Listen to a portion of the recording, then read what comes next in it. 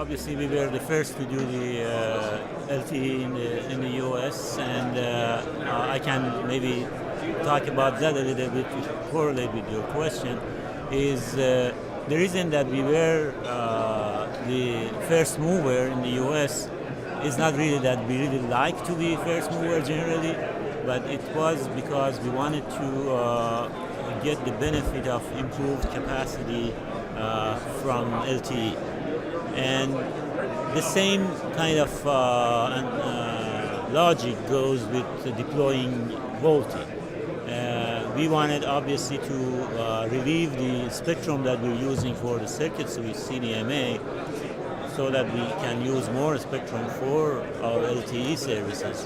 And that's the main reason behind deploying VoLTE.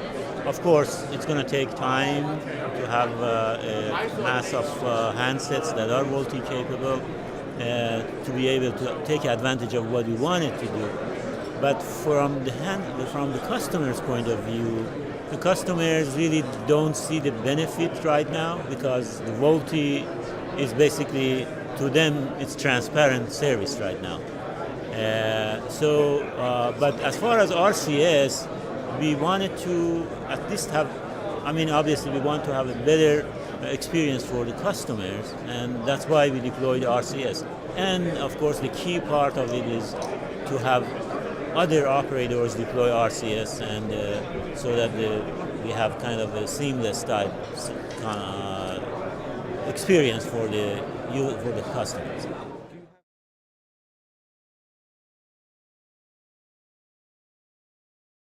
Customers are using it, but they really don't get any differentiation between whether they are on the VoLTE or circuit switch, because we have made sure from quality of service when they switch to VoLTE, their experience would be very similar to circuit switch.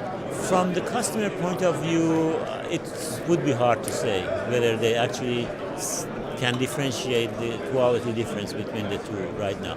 Because, really, if you want to have the customers appreciate it, we probably need to add more services to the VoLTE type, like video type calling in addition to VoLTE, so the customers really see the benefit of this.